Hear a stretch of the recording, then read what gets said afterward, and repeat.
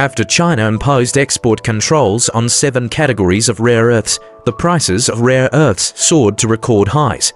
The prices of the low-priced rare earths included in the export control tripled within a month, reaching $850 per kilogram. As for the special-priced rare earths, their prices surged from $965 per kilogram to $3,000 per kilogram, a staggering increase of 3 times. In this sense, after Trump initiated the tariff war and triggered China's countermeasures, it not only severely damaged the relevant industries in the United States, but also had a significant impact on the related industries worldwide.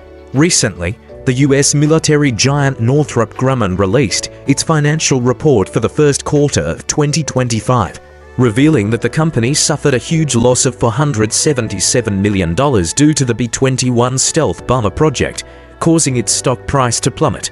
Apart from the process adjustments, a large portion of this massive loss was actually attributed to the soaring prices of raw materials. Especially when it comes to high-end stealth weapons like the B-21, the dependence on rare metals such as rare earths titanium and tungsten has become an inescapable knot. In addition to the military contractors and electric vehicle manufacturers that have already started to feel the pang, I have also noticed that China's export control of 7 categories of medium and heavy rare earths will also have a huge impact on the competition for the commanding heights of the lithography machine industry. The extreme ultraviolet EUV lithography machine has already become the most crucial means for the United States to curb China's technological development. However, if the United States wants to exercise long-arm jurisdiction and lock up the upper limit of the development of lithography machines in China, it not only faces the challenge of China's national effort to overcome the EUV technology, but also, for the United States itself, advancing the lithography technology further is highly restricted by the supply of rare earth materials from China. For example, the industry is currently developing short-wavelength laser and plasma light sources, and the 3 key technologies of their driving laser target materials and collection mirrors all rely on the rare earth materials that China has a timely monopoly on. For a long time, China has firmly controlled approximately 90% of the global rare earth refining capacity. In particular, China has almost an absolute monopoly on the supply of medium and heavy rare earths, which are essential materials for high-end weapons such as stealth fighter jets, precision-guided missiles, and nuclear submarines. Take the F-35 fighter jet, which the United States takes pride in. As an example, each F-35 fighter jet contains about 408 kilograms of rare earth materials. Now, with China's implementation of export controls on 7 categories of medium and heavy rare earth items, the US media bluntly stated that the US defense industry is naked running. In fact, rare earths have always been a key strategic resource in the China-US game. So, what exactly is the development history of China's rare earths, and why can it make the West back off in the face of costs? Rare earths are not actually a type of soil, but a general term for 17 metallic chemical elements. Despite the word rare in their name, the content of rare earth elements in the Earth's crust is not scarce. It's just that they are more scattered in distribution, and the extraction and separation processes are difficult, making them precious. In the modern industrial system, rare earths play a pivotal role and are known as the vitamins of modern industry. It is no exaggeration to say that all the key raw materials in the world's high-tech and sophisticated manufacturing industries are inseparable from rare earths. From the most advanced F-35 stealth fighter jet in the United States, the latest Virginia-class attack submarine, to the chips of NVIDIA and the cars of Tesla, none of them can function without the support of rare earths.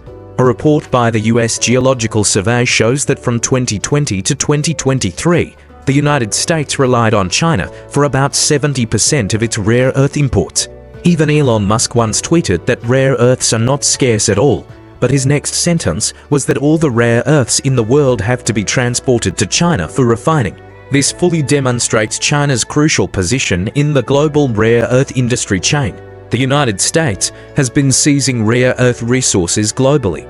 One of the main objectives of Trump's attempt to annex Greenland was the island's rich rare earth resources. The United States even considered seeking rare earth resources from Mongolia, trying to break China's dominant position in the rare earth field from the source. It seems that as long as China can be prevented from controlling rare earth resources, it is considered a victory. However, all the efforts of the United States in the rare earth field have not achieved any meaningful results so far. In a report on April 16th, the New York Times, a US media outlet, used the title "The mines are American, the minerals are Chinese," which reflects the dilemma of the United States in the rare earth field. The New York Times stated that as early as 2010, after China imposed an embargo on rare earth exports to Japan, the United States realized the potential risks of relying on China's rare earth supply chain. However, over the past 15 years, the United States has made slow progress in policy formulation and industrial development.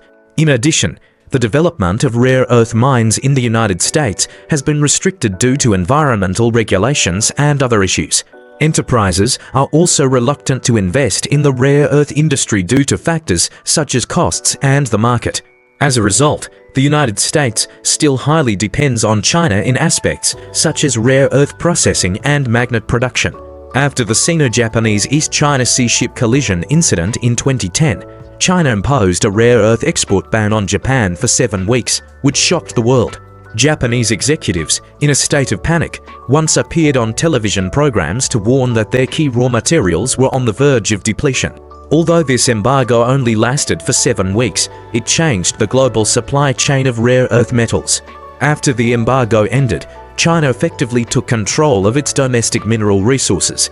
Although the United States can control rare earth resources, such as by investing in rare earth mines in Brazil, the processing of rare earths remains firmly in China's hands. As a result, the soared rare earth mine in Brazil, which is controlled by the United States and is the only mine outside Asia capable of producing a large amount of heavy rare earths, has no choice but to sell the mined rare earth ores to China. When the US media mentioned the reason in their reports, they had to admit that China is the only customer capable of processing and separating the products. The US media believes that China's mastery of refining technology is undoubtedly a stroke of foresight. As stated in the US media reports, the foresight of the Chinese people over the past few decades has placed them in a very powerful position of control. Rare earths are abundant in the Earth's crust and are not truly scarce resources. The key lies in the fact that their extraction and separation are extremely difficult. In the era of economic globalization, the West has largely abandoned the processing of rare earths. Nowadays, China holds a dominant position in the fields of rare earth mining and processing. Rare earths have long become strategic minerals that underpin the modern economy. The United States has already gained control of a large amount of rare earth resources, and there are quite a few rare earth resources within the United States itself. However, rare earth ores cannot be used directly and must be processed into rare earth materials that can be applied in various industries. This requires a rather complex process. Mining is not the most challenging part, rather, the subsequent processes such as sand separation and refining are the key aspects. Currently, this entire industrial system is in China's hands. In March, the US government proposed providing funds to expand the production capacity of the soared rare earth mine in Brazil. Obviously, this is a backup measure in response to China's rare earth controls. Unfortunately, it is of no significance because China controls the rare earth processing link. The soared rare earth mine had no option but to sign a contract to sell rare earths to China. After all, apart from China, there are no other buyers globally. Just the example of Brazil alone reveals that in the rare earth industry chain, the West lags far behind and has almost no better alternatives.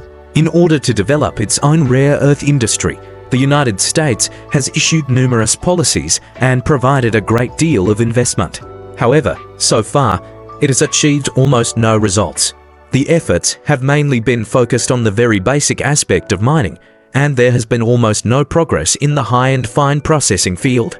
It is almost impossible for the United States to establish its own rare earth industry chain now. Currently, the United States only has the ability to mine rare earths, and its processing capacity is extremely limited or even non-existent. Among the rare earth refining technologies mastered by China, those related to beneficiation and separation technologies include flotation, magnetic separation, gravity separation, solvent extraction, ion exchange, and chromatographic separation. Merely purify the rare earths is not enough. Smelting is also required, and this link is almost exclusively mastered by China. Known smelting methods include acid roasting, alkali roasting, pyrometallurgy, and composite leaching.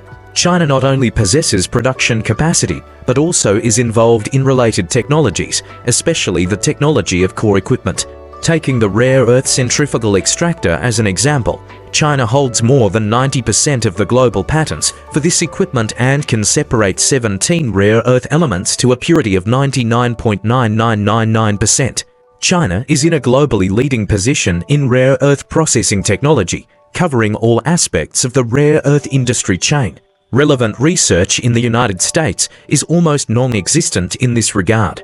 China controls 90% of the global rare earth refining capacity, and its related technologies, especially the smelting and separation technologies, are prohibited from export. No matter how much money other countries are willing to spend, it is extremely difficult for them to replicate the complete industry chain. Even if the United States could develop its own rare earth processing capacity, it has no chance of competing with China. China has a mature rare earth industry chain, while the United States would have to start from scratch, which would inevitably lead to problems such as extremely high costs and very low production capacity. Its products would have no international competitiveness and could only meet its own domestic demand, making it impossible to support a complete industry chain. The United States thought that as long as it controlled rare earth resources, it could strangle China. It completely failed to realize that rare earth processing is of utmost importance. Having only rare earth ores without the ability to process them is meaningless. Minik Rosing, a geologist from Greenland and a professor at the University of Copenhagen, had long warned the United States about this, but the Trump administration simply turned a deaf ear. China holds an absolute advantage in the global rare earth supply chain, especially in refining technology and other aspects, presenting a series of insurmountable barriers for the United States. Breaking through this blockade is extremely difficult for the United States. Those who dare to provoke a conflict must be prepared to bear the consequences. That's all for today's program. If you like it, don't forget to like, share, and subscribe. Your simple actions mean a great deal to me. See you in the next episode.